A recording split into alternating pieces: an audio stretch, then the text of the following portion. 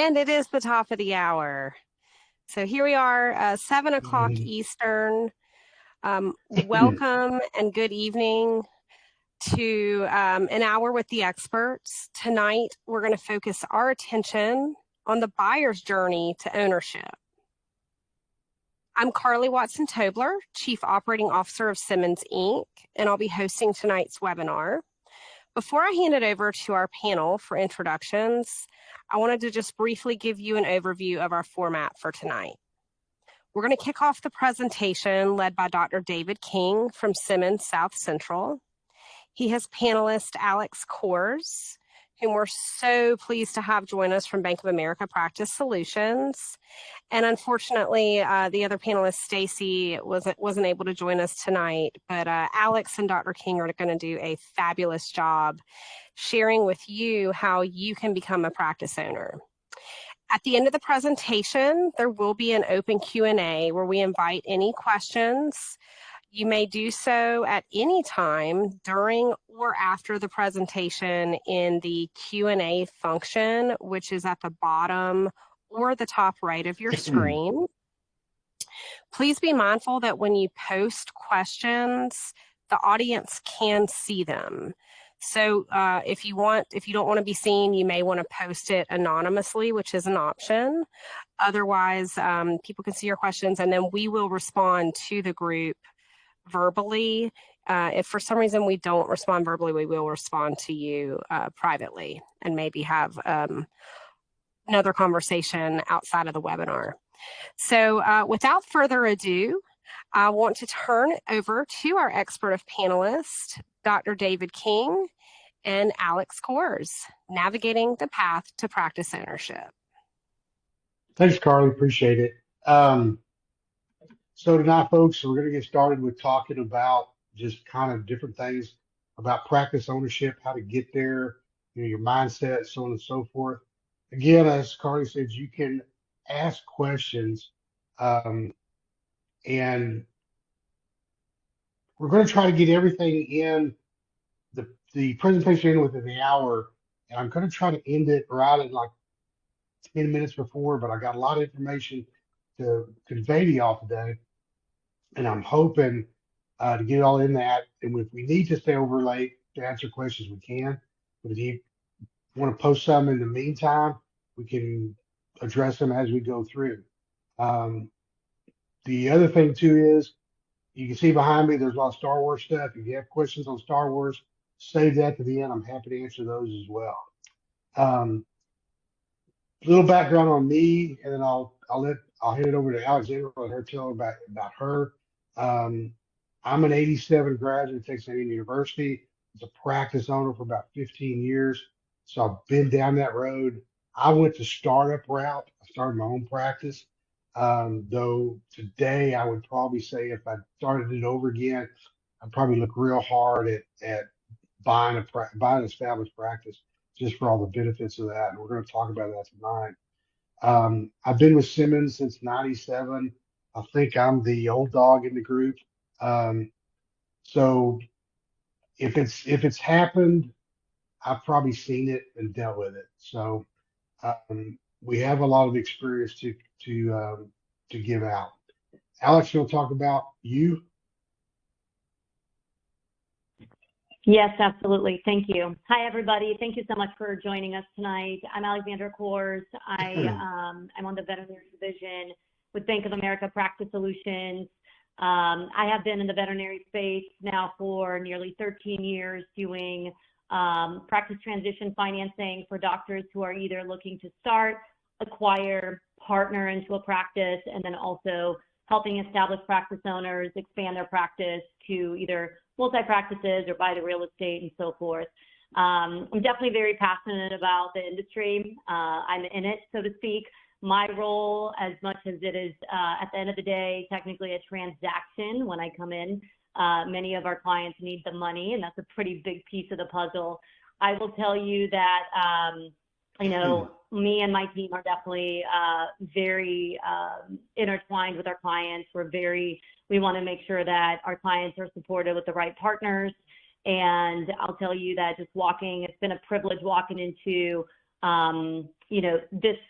the transition piece with our clients. And I'll tell you the one key thing is that nobody does it alone. And, you know, having the right people in your pocket is definitely the biggest thing. And that's something that hopefully brought you to this webinar tonight to kind of figure out, who do I need to talk to? How do I get to the next step? And hopefully we can help you with that. On the personal side, just a little fun fact, I have triplet girls. I have identical triplet girls, plus I have a 4.5-year-old son. So I have 4 under 4.5. And if you're wondering how I'm still here, I have no idea. Probably just coffee and it's really just, like I said, I'm just kind of my passion for the line of work. It doesn't become a job. It's truly part of my life and my lifestyle. So thank you again for having us here, and hopefully it's a fruitful conversation for you guys tonight. Okay, let's get started. David, before Yeah. you get started, I would like to just take a poll and make sure everyone can hear us. I've been told there may be some volume issues. I say take a poll. I'm not going to create an actual poll, but if you are having trouble hearing, please tell us in the Q&A. That's how you can communicate with us. Also, you may want to actually go to the settings within Ring Central. If you click on more with the 3 dots, you can go into settings and you can turn your volume up that way if you're having volume issues. So hopefully you heard that, but David, I'll pass the mic over and let you get started. Okay. Well, like with any journey, oops, let me get on the right screen here. Any journey, you've got to be in the right mindset to get started. And so when you're thinking about practice ownership, what's the mindset that you need to be? As far as private practice career options go, there's really only 3 if you think about it. You can be an associate, you can be a practice owner, or you can do relief work. And all those can be rewarding and financially rewarding as well. But there's only one, and that's practice ownership, that you're really going to be able to get significantly true wealth. Um, and so we're going to talk about that down the road here. But what is the mindset of a practice owner? What kind of mind frame do you need to be in? Of course, first off, let me talk about this. I don't read slides. It irritates me when I go to a conference and the president and the person giving the presentation is just reading their slide. So you can read as well as I can. So that's up there for you to read. I'm going to talk about the subject, and it helps me just kind of keep my thoughts in line there. But okay, your mindset. Are you the leadership type? Do you understand that ownerships, there's a lot of stress involved, a lot of time factors involved? Do you understand the risk reward that goes along with practice ownership? These are all things that are important mindset wise when you're thinking about becoming a practice owner. But the most important thing that I want to address is that last on there is confidence. Because for the life of me, I didn't understand why young veterinarians weren't jumping on some of these opportunities to become practice owners. And I was lamenting that fact at the AVMA last year. And after my talk, I had a young veterinarian come up to me and she said, one of the main reasons why a lot of us don't want to become practice owners is frankly, is we're scared to. We don't have the confidence to be the only veterinarian in the room. And that kind of struck me hard because y'all do. You have the skill set. You passed all the classes. You stood for the boards. You passed the boards. You you've been granted the right to practice veterinary medicine. Um, and so you have the skill set to be a practice owner. The management part of it, the the leadership part can all be learned. So don't let that scare you away. I mean, I can tell you a quick story that kind of puts it in perspective. When I was a young veterinarian, my first job was went to work for a 24-hour clinic, and they hired me to work the late shift from My shift was from 6 a.m. to 8 a.m. and 6 p.m. to 8 a.m. in the morning.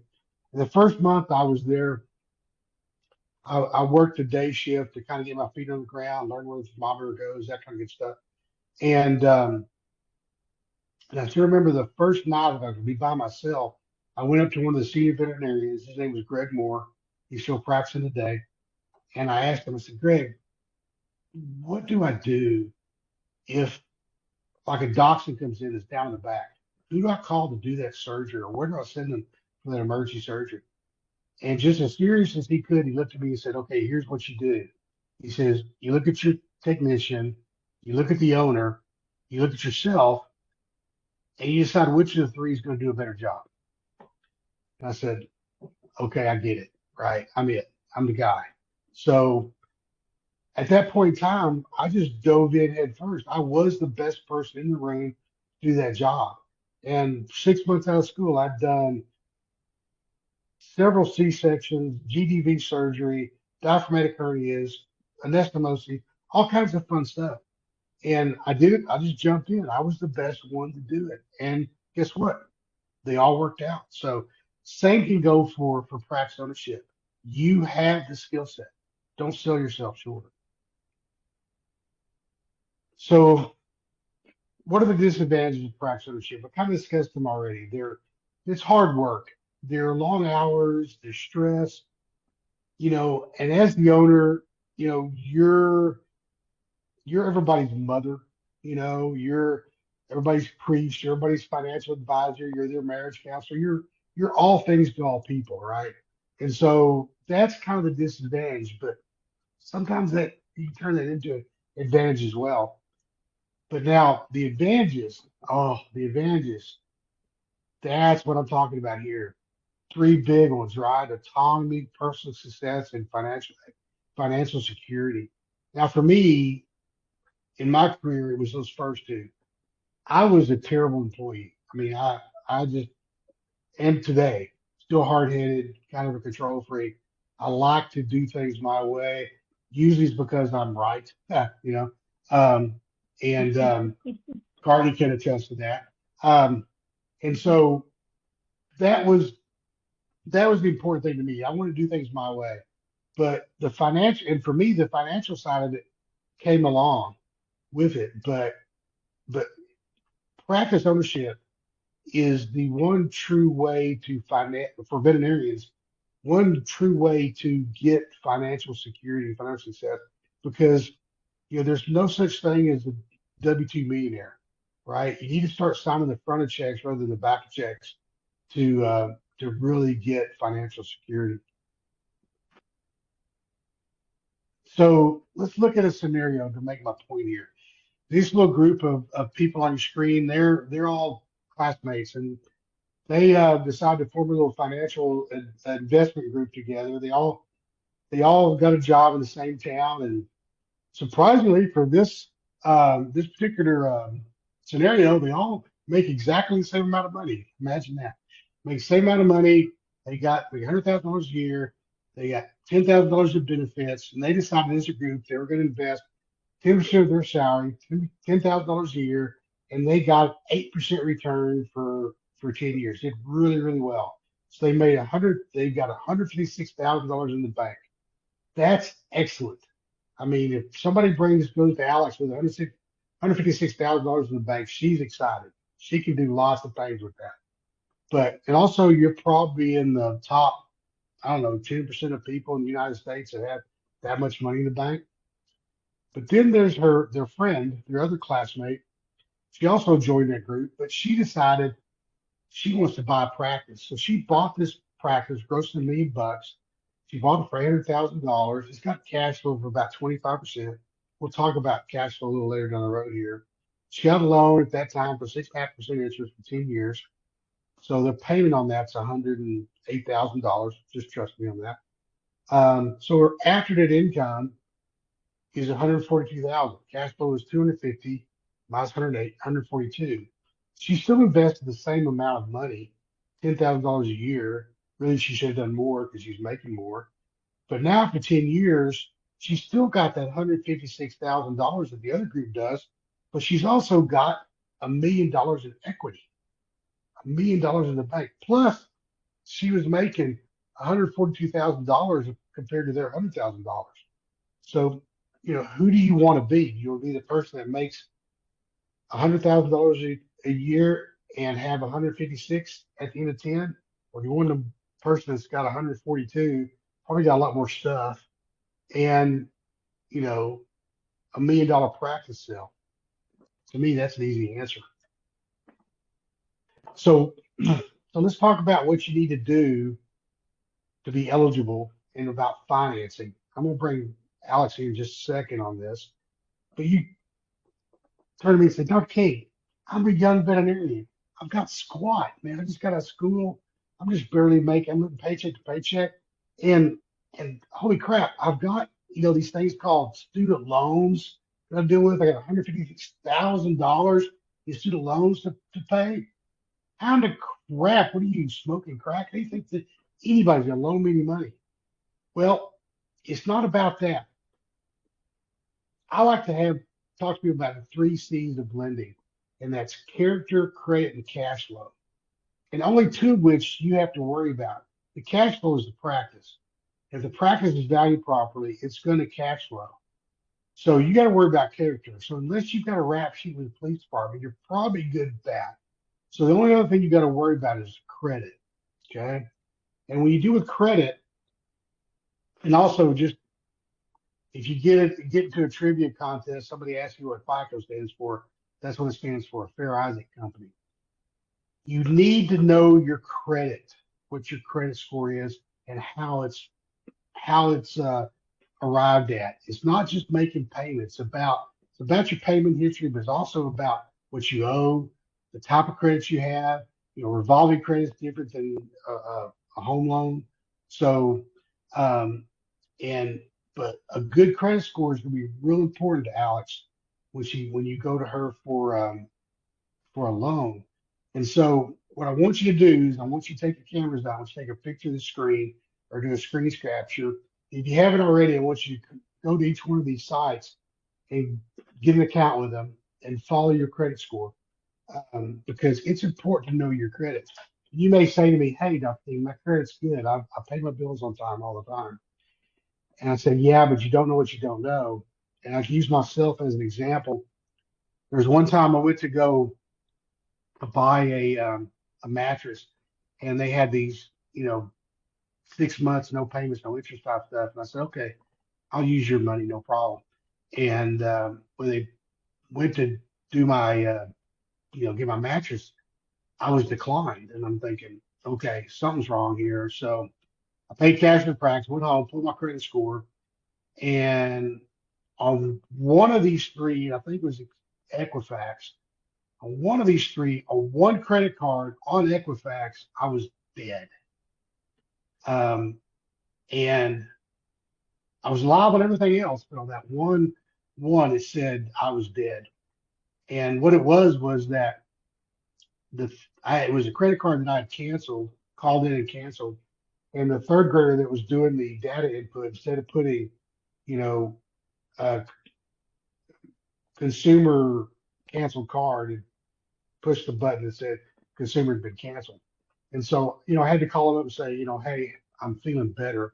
And it took a while to get that fixed. And so if you're in the middle of trying to get financing for a house or a car or a practice or whatever, and you're dead, you may lose that deal because it's going to take some time. So it's important to stay on that there's you don't have any problems there. That's not your fault. And also to keep that credit score high. And I'll let Alex talk about, what she looks for in a credit score. But there's several different types of lenders, and the one that you really want to deal with is acquisition lenders, and that's what Alex is. The local banks, they don't understand veterinary practices. They're collateral-based lenders, meaning that if you're to go buy a car, you go to them, and they take the car and hold it for collateral and loan you the money for it. But if you go to them to buy a practice and you say, hey, I want to buy this $1 million practice, and oh, by the way, there may be $100,000 worth of stuff in there that you can put a lien against. They'll just fall on the ground and have grand mal seizures. They won't do it. Where Alex understands the difference there. And then SBA, I just want to make a comment on SBA real quick, and Alex can comment on that as well, is SBA doesn't loan money, they guarantee money.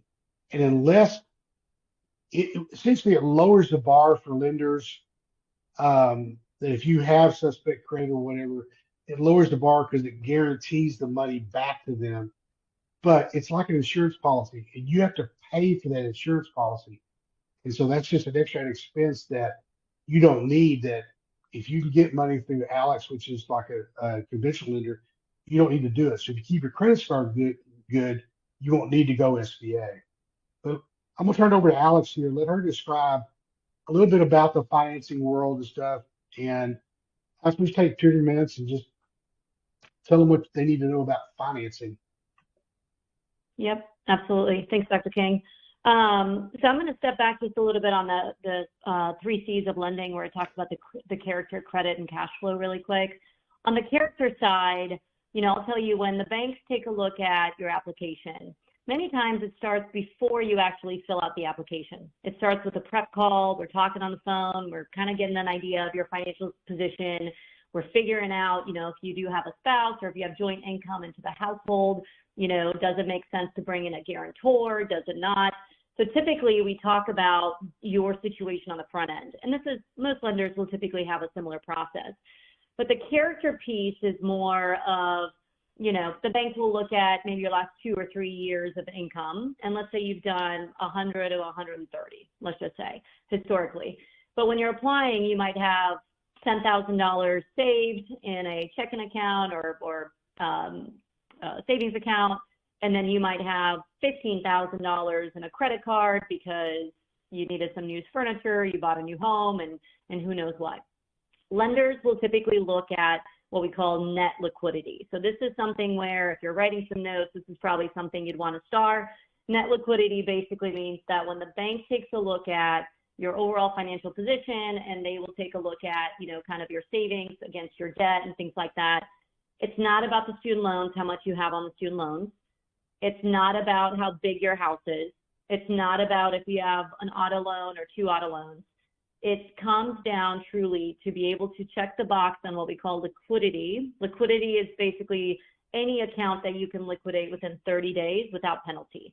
So, for example, if you have an IRA account or a 401k account or a Roth IRA, those are retirement-specific plans. So to be able to, in an emergency, get money out of there, you typically have a prepayment penalty, unless you're 59.5 and so forth. And so basically the bank will take a look at that net liquidity. So in my example of, $10,000, you have $15,000 in credit card debt, that's -5. Right? So when you're looking at a practice, and let's say you find a really good practice, whether it's the current owner that you're currently associating at, or you find one that's available in the market, and let's say it goes for $700,000, it's really hard for the banks to be able to say, okay, it's a $700,000 loan. We have a client with good credit, let's say it's 725, 750 credit, but they have -$5,000 in savings. Right? And so that's going to be something where preparation is key. So from the liquidity perspective, that is definitely something that the banks look at. Ideally, what you would want to do is, if you are looking at a loan of, I would say, less than $1 million, if you have, I would probably say around 5% of that would probably be a good number. Not to say that probably lower would not, be an ideal candidate, but probably 5% of whatever your total loan amount will be, or the total purchase price. That's probably a good rule of thumb to kind of have. Anything over $1 million, it gets a little bit more scrutinized, but that's where, once again, planning comes in. The other piece to mention as far as credit score, when you purchased your home, or when you purchased your car, or if you went to Best Buy and got a credit card, a lot of those terms depended on your credit score. So it depended on, were you between 650 and 680, 680 to 725, you get a different rate and whatnot, depending on where you're at within the spectrum. On the commercial lending side, it's usually 680 or above, Whether you have 680 or you have 849, there is no difference in the term, the rates, the fees, or any of that stuff, which is very important. But at the same time, you do want to make sure you double check your rate, your credit, because many times what we see is somebody changed from Verizon to AT&T because they were giving a free phone. And Verizon sent you a message that said, hey, you need to send us our old phone back, but you may have missed it. They will charge you that full amount of the phone, and you will never know it. They'll charge you to collections, and 5 years later, you'll look back and say, wow, there was a charge off on my phone. So this is why it's very, very important to make sure, like Dr. King said, know where you currently are with your credit. And if you know that you've been late, or you know that you have never been late, you never have any issues, but your credit is in 600, dig a little bit deeper, right? That's very, very important. So those are kind of like the main things on the 3 C's. On the cash flow piece, we do our homework as well, as far as making sure that, the practice is spending enough money to be able to cover the business debt, the personal debt, your taxes, living costs, and have a profit. That's the biggest key. And lastly, we'll kind of cover a little bit on the financing sources. The great thing about specialty lenders, so there are lenders anywhere, right? I mean, there are thousands of banks and lenders, and there are some really good financial institutions, locally, nationally.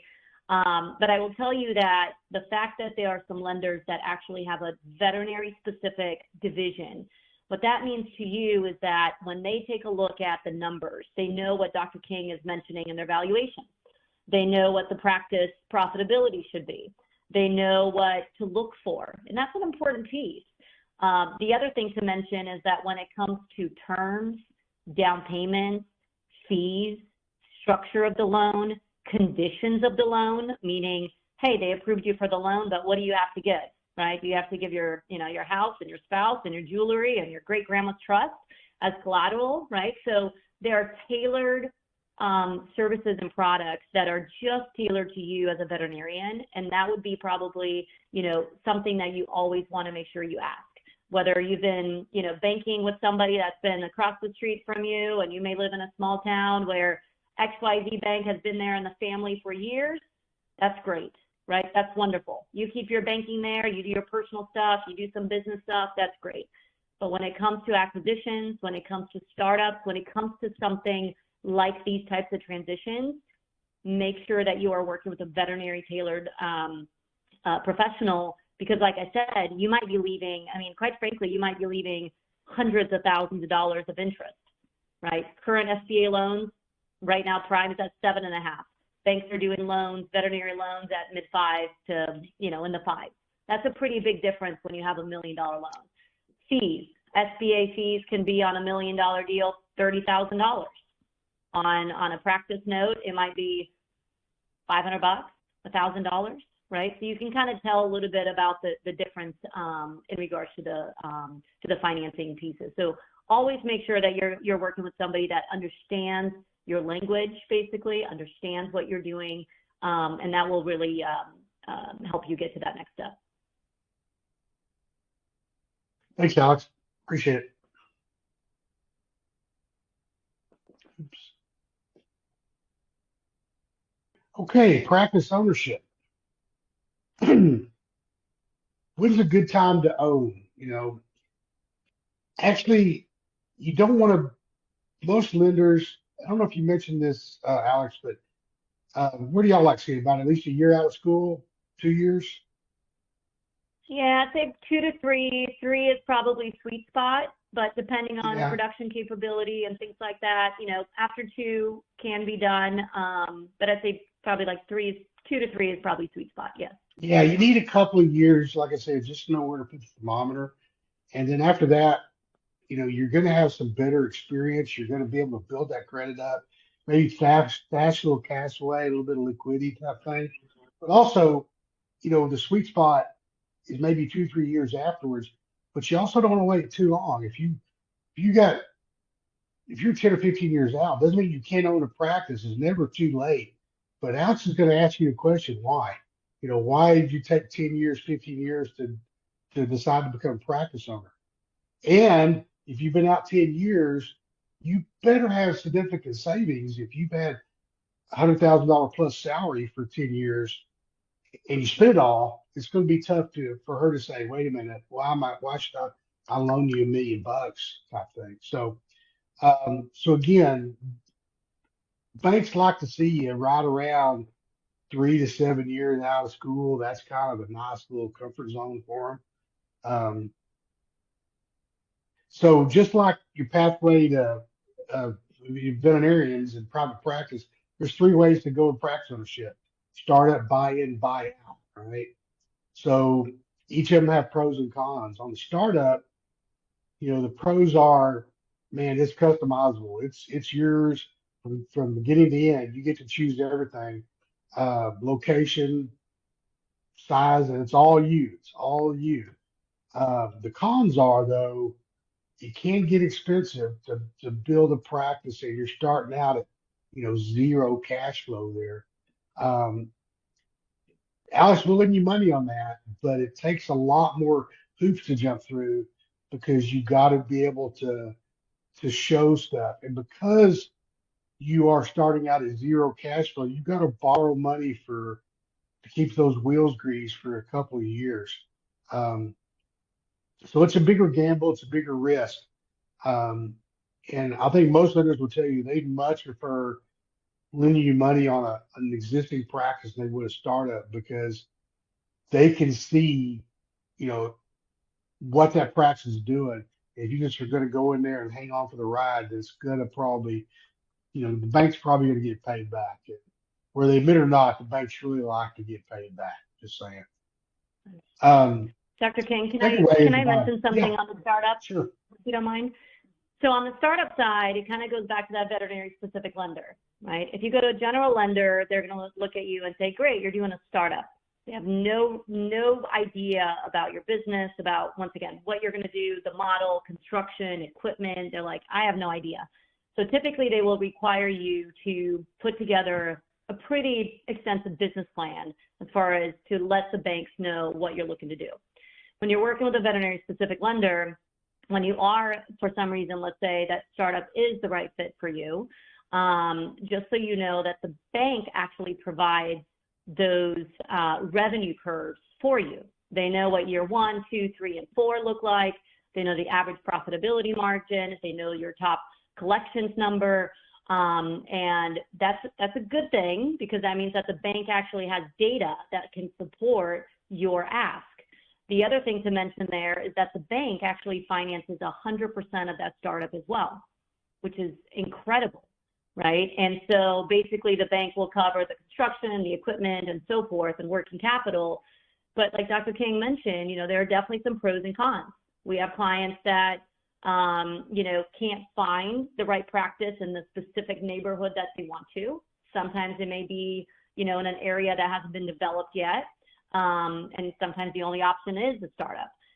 Sometimes we have clients where, when you take a look at the practice versus starting a practice, it obviously goes down to that cash flow piece and that comfort level of, would I want to just take over the legacy of somebody, but I know that I have, this money coming in guaranteed almost, or do I want to kind of roll the dice on this new space that data shows it's a good spot, but I'm starting from the beginning. So just kind of know a little bit on the startup side. There are definitely a lot of nuances there. And once again, kind of having somebody that can help guide you through all of those little pieces. And on the startup, I would tell you that you probably have on average about 10 to 15 different vendors involved from A to Z. Those projects usually can take between 10 to 18 months. And so, there's definitely a little bit of a difference from that journey versus the buy-in or the buyout. So, yeah, just a little comment for that. Okay. So on buy-ins, I get this question a lot here. Should I only buy a small part of the practice? The theory behind that is it's more affordable. Things are going to be a little more comfortable. Everything's going to stay in place. And there's a plan in place to say, okay, I'm going to buy in. I'm buying 10% a year for 4 years. On year 5, I'm going to buy the rest, and the old guy's going to sell off into the sunset. So, but the reality is, is it really doesn't matter what percentage you buy because the practice pays for itself. The profits, if it's properly valued, the profits are going to pay the note payment. Okay. And whereas management is going to stay the same and is going to be more comfortable, that is true. But it's also the fact that when you become an owner, you may want to have some authority. And if you're a minority owner, you're really not going to have that. You're not going to be able to, you're not going to have the final say in anything as a minority owner. You may have some influence, but it's not your final decision. And then probably lastly and most importantly is the golden handcuffs, as I call it. That's where, okay, let's say you do buy, your plan is to buy 10% for 4 years, and then on the fifth year, you're going to buy the rest 60% that are going to sell off. Well, let's say life happens, and that's the old guy is getting divorced. And he says, I can't sell it right now. I got to pay off the wife, or something else happens. You're both at that point handcuffed to the practice, unless you taken steps, and we'll talk about that in a second, to mitigate that problem. So that can be an issue with buy-ins. So if a practice is properly valued, it's going to pay for itself. As I said before, the higher the percentage, the higher the profits. So here's one of the talking points that I want you to remember, and I'm going to talk about at the end to reiterate it again. But remember this: an owner is paid potentially four different ways.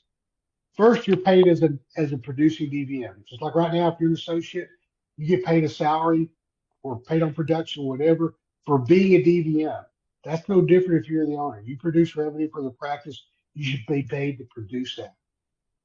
But now you're also a manager. You're managing the practice. Even if there's a practice manager involved, you're still the chief of staff. You're still making some decisions.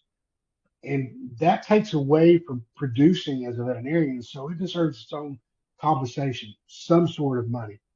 If you own the real estate, then you're a landlord. That's a separate investment. Real estate investment, commercial real estate is different than being a veterinarian, so it deserves its own rate of return. After all those things have been paid, what's left over is profit. That's what the owner gets for being the owner. So if you lived on the beach in Acapulco somewhere and you never darkened the door of this practice, that's the money they would send you for simply taking the risk of ownership.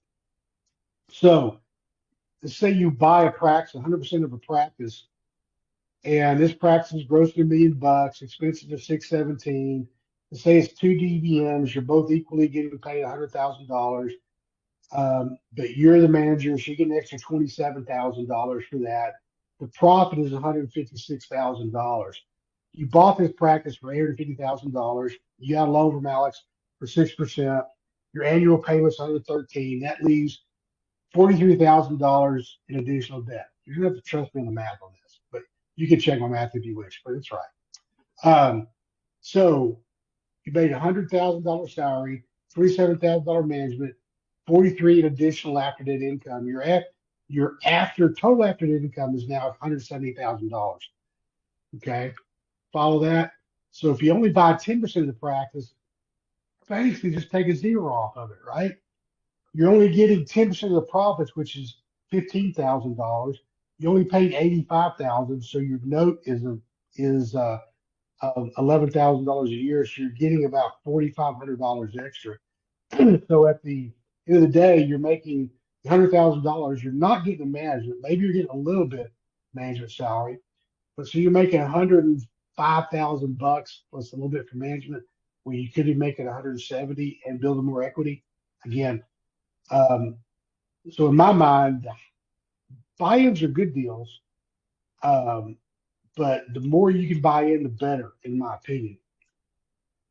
But other considerations to see here, Alex will definitely loan you money for buy-ins. They love it, right? Because nothing changes much.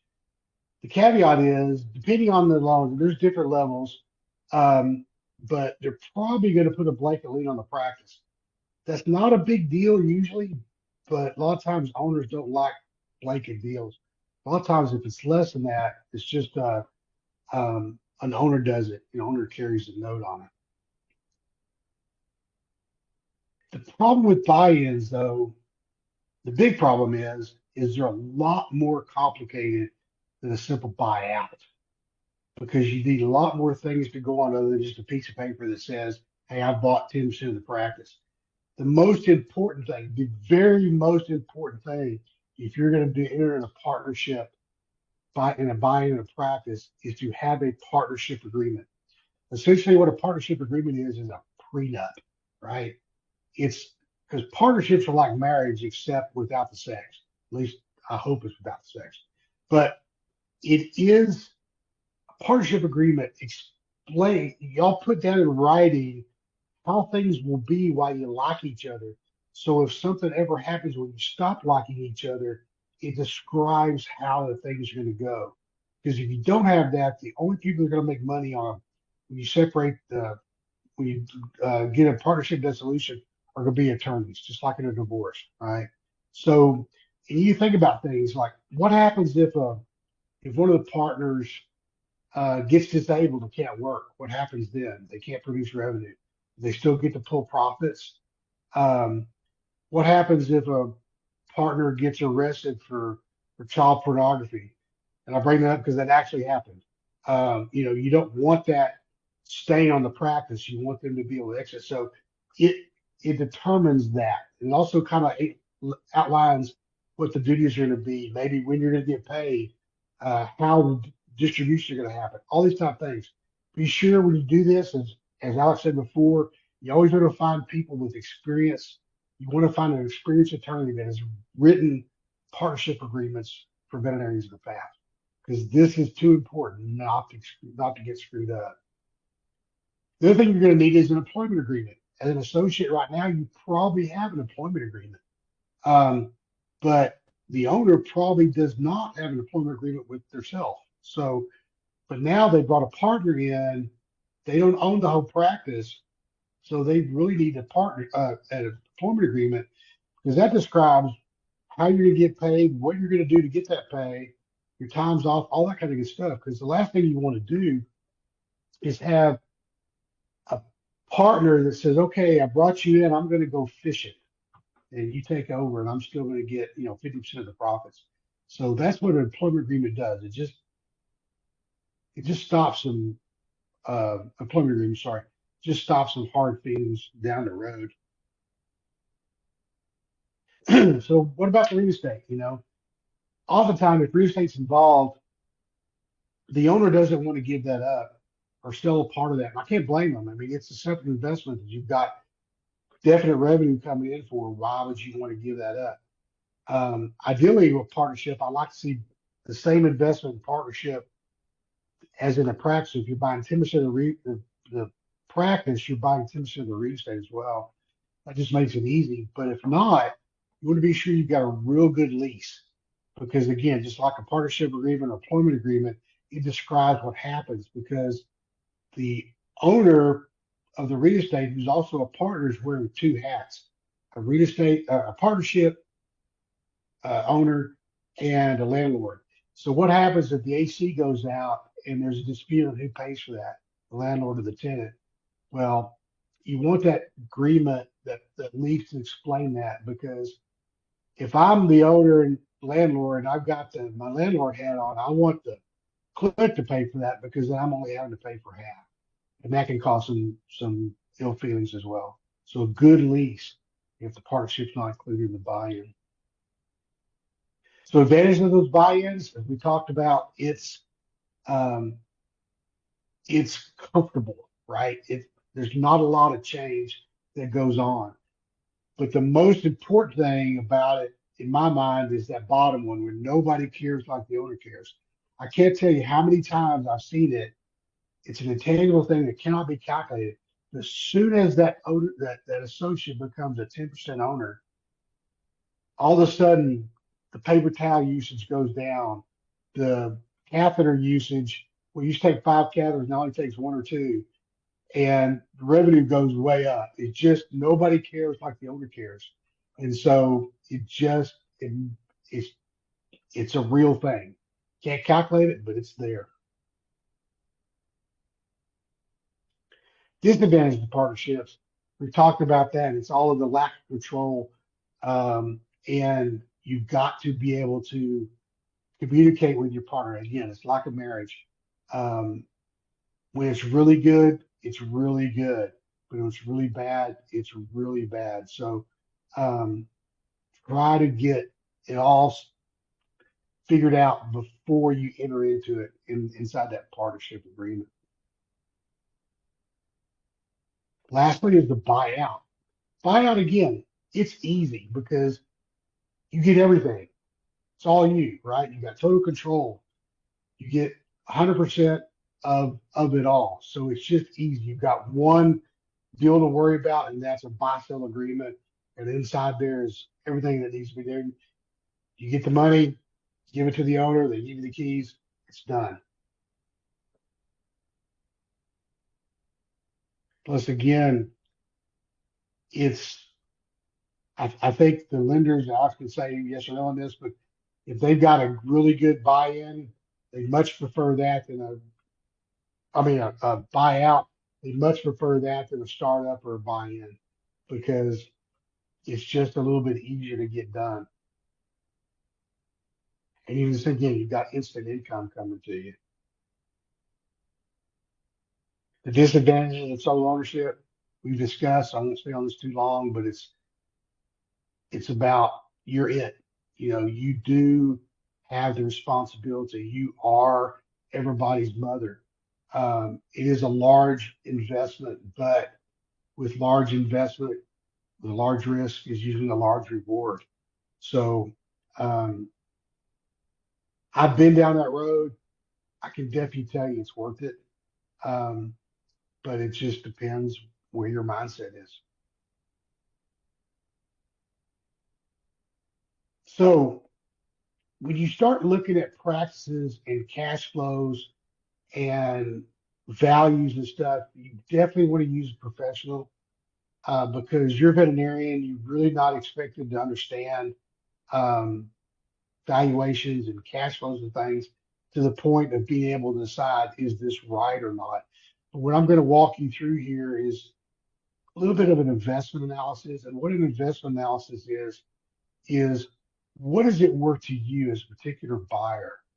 And it's kind of like the maximum you can pay for a practice. I'm not saying that's what it's worth, but I'm saying it's maybe what it's worth to you for whatever reason. Maybe it's your hometown practice. Maybe you're already into practice and you're trying to get the old guy out the door and he's asking a premium for it. But maybe if you can get him out the door by paying the premium, you can take it to another level. So let me just run through a couple scenarios here real quick to explain what I mean. So when I'm talking about discretionary cash flow, it's a bucket of money. It's a bucket of money you get to play in, right? And in that bucket of money is what we talked about before, is those four ways you get paid. You get paid as producing DVM for managing practice, a manager, rental if you have it, if you own the building, and then profit. All that is in that bucket of money. And out of that is what you get to pay the rent with or the mortgage payments that you get to pay yourself with. All that is in that bucket. That's cash flow. That's what I call owner discretionary cash flow. It's what you get to control. So you got this small animal practice that's grossing about $1.5 million. It's got owner discretionary cash flow about 25%, $375,000. So let's say you figured up that to buy this practice, reasonable compensation would be 165.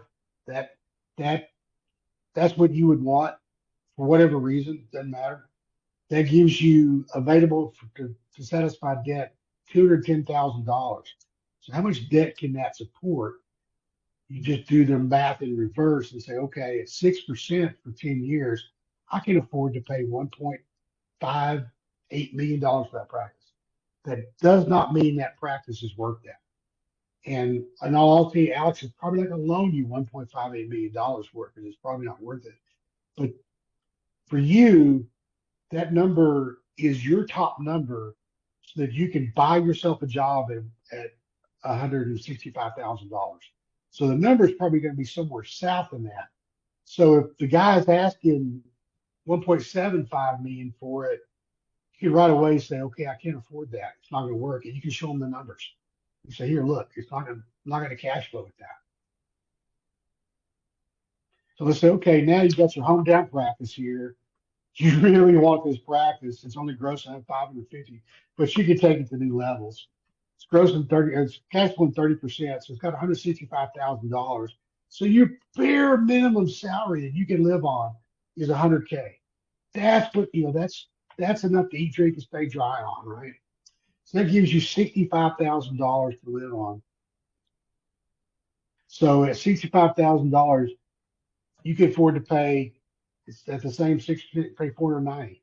Again, that's not the value, but that's the minimum you can pay,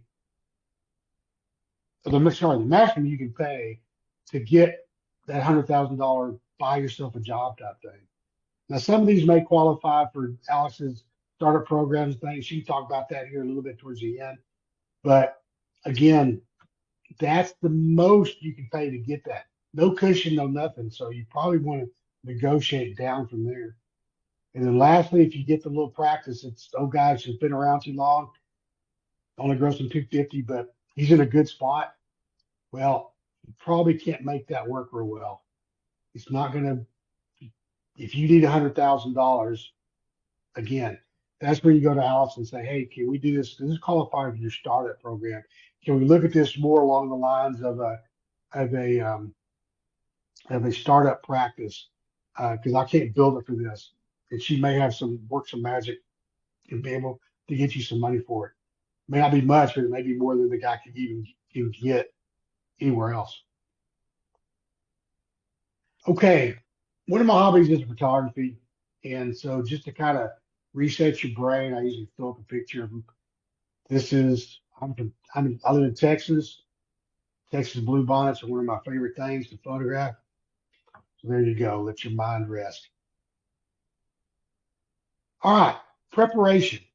I'm going to kind of go through this pretty quick because we're running out of time. But knowledge is power. You got to understand what you need to do. So again, the number one thing, credit, credit, credit, right? I want to keep that credit score good. Understand where it comes from and what it is at all times. Educate yourself about the process. Talk to lenders. Call Alex up and tell them I'm thinking about private practice. What do I need to look for? Alex will just take like 30 seconds to a minute. Tell them what you look for in a lender when they call you up. I'm sorry, can you say that one more time? I said, if you want to just take like 30 seconds to a minute or so we have some time at the end here to tell them what you look for Yeah, in a borrower when they come up, or they call you up and say, I'm going to buy a yeah, practice. absolutely. Yeah, so the biggest thing is, yes, the credit piece, the character, like we mentioned, the liquidity piece, and quite frankly, your story. Where are you at in your career, right? Are you, 2.5 years out? You may have some different priorities. Are you, maybe 7 years out, or 10 years, or 15, or maybe even more, right? So it just kind of depends on where you're at. The biggest thing is, the preparation piece is making sure that, you're not late on your payments, making sure you pay your taxes, right? Don't have back taxes, making sure you keep tabs on your production. If you are working at a corporation, typically you should be able to pull up your production reports, and that's very, very important to do. I will also tell you that if all of a sudden, you've never asked for a production report, or you've never known how to pull that up, and then all of a sudden you start asking for a production report, your employer might be like, that's weird. Dr. Smith has never asked for that, right? So kind of be careful a little bit on that timing. And so, but you want to know, kind of what your capability is. If you're looking at a practice that you find and it's, I don't know, $1.5 million in revenue, the seller does $1 million of production, and you're trying to do a full buyout, but your current production capability might be 350 or 400 or 500,000. Well, you're about $500,000 short of that production, right? That means that you would have to keep either the seller on or hire an associate to be able to provide that additional $500,000 gap. So keeping tabs of your current production capability is definitely something I would recommend. And once again, if you're currently working out of practice and maybe, ownership is not tomorrow, but it might be, in a year or 6 months or 2 years or 5 years or whatever the case might be, start keeping tabs of your production. Have the reports, take a picture on your phone. That's very, very important. And then the last thing I will say is, just setting the stage, right? You can never start too early to be able to discuss, your situation. If you find yourself in a practice where the seller is selling the practice at some point, or if you know that you want to relocate, or you know that you want to buy a practice or buy into a practice, the second you pull the trigger that you are ready to do something, it might be too late. Because if you need to maneuver some things on your credit or pay off some debt or, beef up your liquidity a little bit or try to get a production report and things like that, you might not be able to do that in a week or 2 weeks or 30 days. So sometimes just kind of knowing where you're currently at is always a good thing, because if there are any changes, you may need a year to make some of those credit changes. And so, the sooner you kind of start identifying that you want to be an owner one day, whether that's startup, buying, acquisition, and so forth, that's kind of where you want to kind of start looking at your financial picture and maybe put a game plan together. Yeah, so even if you're halfway thinking about practice ownership, it's a good idea to call someone like Alex and say, I'm halfway thinking about practice ownership, just to get on their radar for nothing else. Because trust me, Alex keeps abreast of every practice that's even halfway thinking about getting sold. And she knows our listings back and forth. And she may say, oh, I'll give you a call if I hear anything. And so um, she's a good resource. So get on her radar. Also, talk to us, talk to practice brokers. I tell young buyers all the time, I know you're looking for Austin, but don't not look at a practice in Houston for no other reason, just to learn about the practice process. So review the listings, call us up and get on our radar, because we'll call you if something comes along.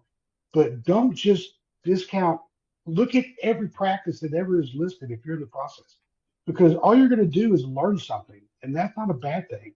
You may learn, first off, you'll learn how practices are valued and what makes a valuable practice.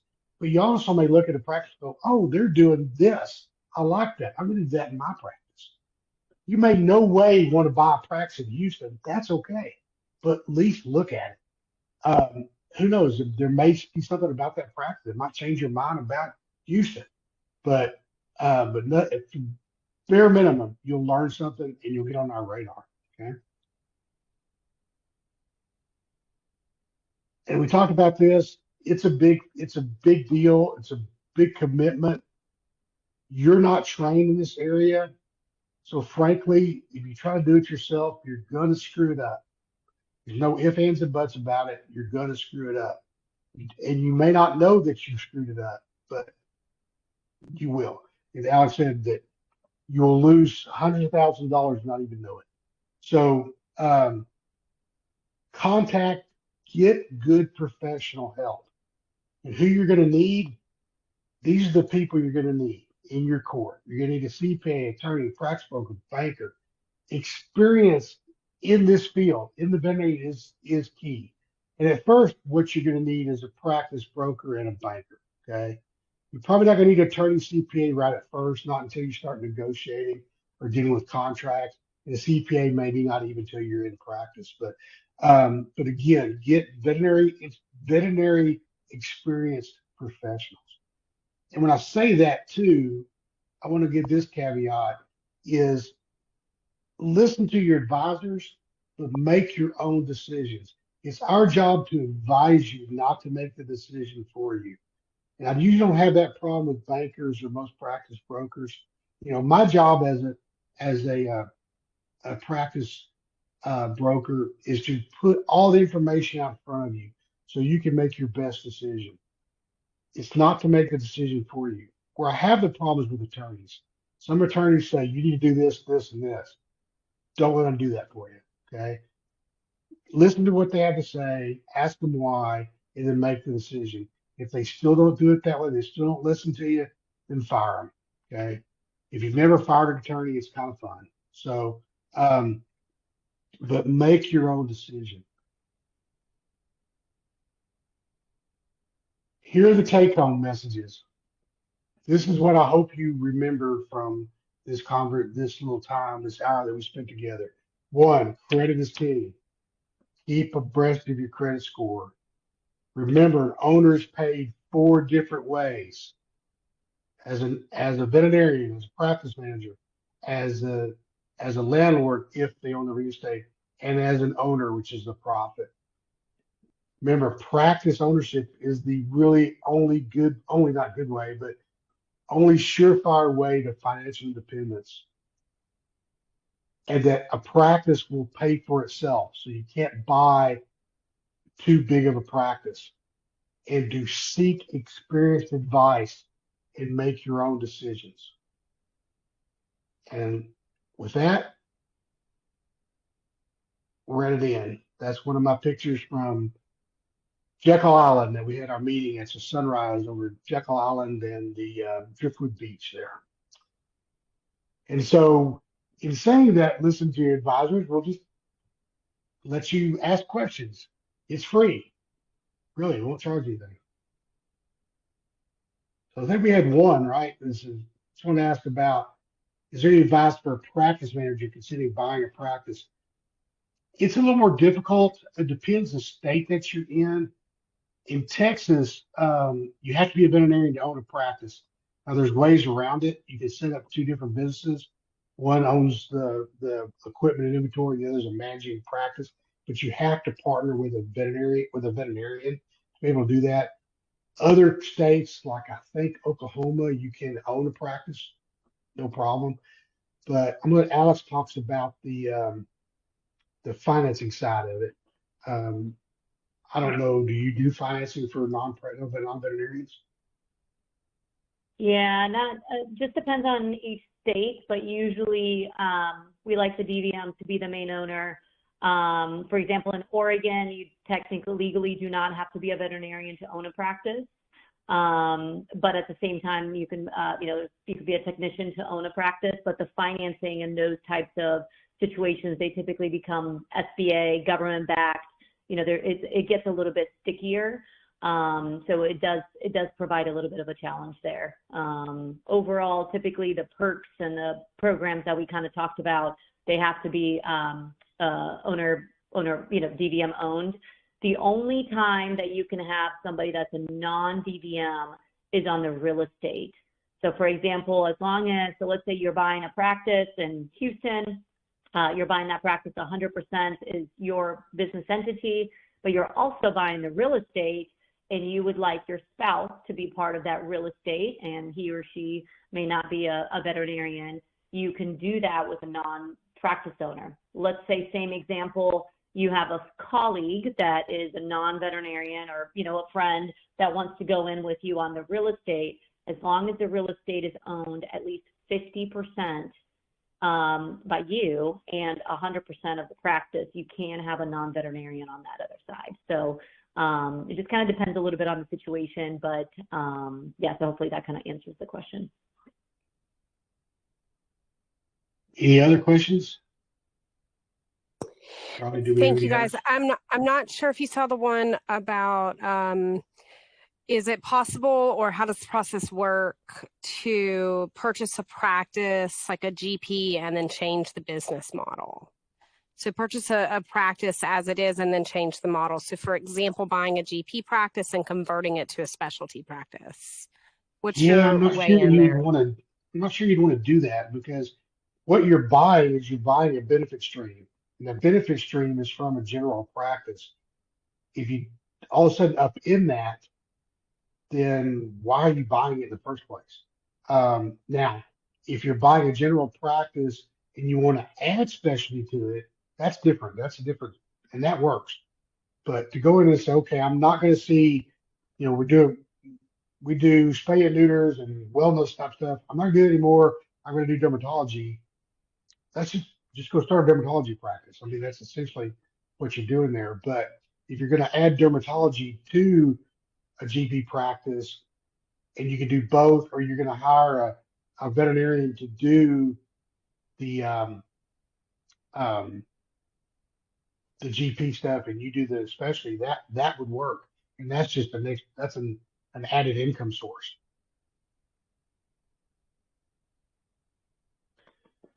So And we've got many a times if question you do here. buy a specialty practice, let's just say you find one, you find a feline only or large animal or exotics or whatnot, mixed animal practices.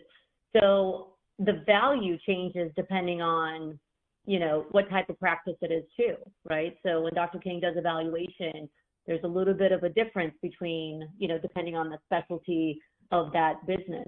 The other thing is on the lending side, lenders are very particular about the specialty as well. So for example, if you decide you want to do a feline only practice and you want to buy that practice, they typically do well in certain, in the areas and whatnot. But at the same time, from a lending standpoint, there might be a little bit of a cap as far as, if you're looking at a GP practice, $1 million that's selling for $850, the feline only practice might only sell for $650, right? Or maybe the max amount for the loan might only be $650 for a similar revenue practice because it is a specialty practice. So yeah, there's definitely some things to kind of keep in mind there.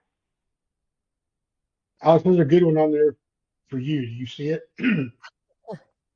Yes. Question? Yeah. So so the note here says, I bought a home and have about $400,000 in student loans. The practice owner I work for now is eager to sell and willing to work with me, but I'm not sure if I would qualify. So the biggest thing here is that, and I kind of mentioned it a little bit earlier, you can have a house, you can have a car and so forth and student loans. The biggest thing when buying a practice, you just need to make sure you buy a big enough practice to be able to support your personal expenses, business expenses, and and leave some profit. So in the examples that Dr. King mentioned just previously, where you had, I'm sorry, were you able to hear me? You went out just for a second. Yeah. Yes. Okay. All right. I just want to make sure. So in the example that Dr. King mentioned previously, where, you found a practice that was, making $500,000 a year, but that profitability margin, that doesn't really bring you a lot of money at the end. You might not be able to pay your bills, and that would be probably a tough deal to get done. Now, if you find a practice that's doing, let's say, $1 million or $1.2 million or $1.5 million or whatever the case might be, and the profitability margin is enough to be able to calculate and pay off your personal debt, business debt, and have a profit, that's very, very key, that would work. And that is something that's where I come in, right? So usually what we'll do there is the seller might have you sign an NDA. The seller might actually need a valuation typically to kind of know if the price is a reasonable price to, to sell to you. But at the same time, where we go from there is we'll take a look at the financials, and I kind of do a little sneak peek. I take a look at the return. I take a look at the profit and loss statement. I do a little bit of back of the napkin calculator, just even high level to see, hey, if your personal debts are XYZ, if the business debt, let's just assume the price was $1 million for the practice is XYZ, taxes and so forth, this looks like it might be a good opportunity. Or once again, if the practice does $700,000 a year, and let's say profitability margin might be 15%, that's going to be really, really tough to try to get done. I will also say that in regards to student loans, if anybody is on here that was on a deferment from 2020 and they are still part of that deferment process, my recommendation is do not go private. If you go private, if that payment, it may seem that the interest rate is a little bit lower, but that fixed payment could hurt you down the road. So the biggest thing with that is be on the SAVE plan, be on the 15% plan on what we call IBR or income-based repayments, and those will make help you on the cash flow if you are trying to buy a practice or start a practice. But if you move to a personal student loan, company, they typically will have that, like I said, attractive interest rate. It might be in the 6.5, or something along those lines. but you will have that fixed payment. And unless you find a practice that can truly, be able to cash flow that payment, it's going to be a little bit tough. If you've already done it, it is what it is, right? You just have to find a practice that's big enough to be able to support your expenses. But if you do have, let's say in this case, $400,000 of student loans, you're on income-based repayment, that'll be about 15% of your income. The bank will do a little bit of a calculation and do that as a graduated payment versus a fixed payment on a $400,000 loan. So once again, this is kind of where the bank kind of comes in, right? We kind of do an analysis. We say, okay, how big does this practice need to be able to support some of the payments? And that's something that we can talk about. Okay. All right. You good, Dr. King? Alex, have y'all, Good. I think you said what you need to say. We are a little past the hour, so I think our questions are finished. If y'all are ready to tie it up, we I are just want to make really, one comment though, real quick, yeah, with what go Alex ahead. said. Correct me if I'm wrong here, Alex. Is that if you are thinking about buying a house, buying a practice, and doing your student loans and all that kind of stuff, start with the practice first because you're going to look better going down that road. Agree. Don't buy the house and then go buy the practice because then you have to. Once you get the practice, once you're in there, the next day you can go close on a house. That's not gonna. They're not gonna come back and say, "Oh, we're taking the keys away from you," right? So do the practice first. Get that in the books, and then go buy your house and buy all those kind of things if you can. And that would most likely help you on when you're working with a mortgage broker as well. That will help you get that mortgage done as well, because they will take a look at the practice revenues and say, wow, all of a sudden, you're going to be making $250,000 or $200,000 or whatever the case might be. And that many times can help you even get, that dream home, so to speak. But if you try to do that before you actually, buy that practice, that could hurt you on that cash flow piece. So yes, definitely great recommendation, Dr. King. Okay, Well, yeah, yeah. and I'll add to that. The other side of that is if you buy your home before your practice, then you're kind of stuck in that demographic, that geography. Whereas if you haven't bought your home yet, you've got a little bit more flexibility with the practice that you can buy. Lenders like within a 60-mile radius at the max. So if you live in a certain area, 60-mile radius, anything outside 60 miles, they get a little weird about it. And even if you're willing to move, like you bought the house and I'm willing to move, I really like this practice. I bought this house in Dallas and I really want this practice in Austin. It's going to be a problem because the bank's going to figure you have two mortgages. Because you're going to buy one, you're going to have a house in Dallas and at least rent in Austin. And so they're going to factor that in, and that's going to lower the cash flow. So it's just better to, if you know you're going to be in that area, then go ahead. But it's really better to get the practice first, and then buy the home for the other big expense. So I'm disappointed I didn't get any Star Wars questions. Okay, I'll just have to live with it. All right. Anyway. Well, I will say, being around the corner, or I should say the next island over from Jekyll Island, I love your picture. So thanks for showing us that one. Well, I think it is time that we wrap up here. Dr. King and Alex, fabulous information. Thank you for joining us and sharing your wealth of knowledge. Thank you to everyone else who attended and participated. Any technical difficulties in the beginning, thanks for sticking around and working through those. On our website, you'll find a wealth of resources. We've got a resource library where you can find content pertaining to buying, as well, of course, as selling, appraisals, and practice management. So please visit SimmonsInc.com. Also there, you can sign up for Practice Watch, like Dr. King mentioned. Look at practices, explore what is available, even though it may not be in your desired market. You never know what you could stumble across. So looking at our Practice Watch and getting notice of listings as they come available in your market can be really, really helpful for you as you explore ownership in the future. If you would like to rewatch or share this webinar, you will receive a link of the recording in your inbox later this evening. So please share it, please rewatch, and of course, please contact our panelists here, Dr. King and Alex, if they're in your market or if they're not. And if they're not and they can't help you, they, of course, have colleagues across the country who can. So thank you guys. Thanks for joining us here, Simmons Hour with the Experts. If you have any questions at all, don't hesitate to reach out. Have a great evening.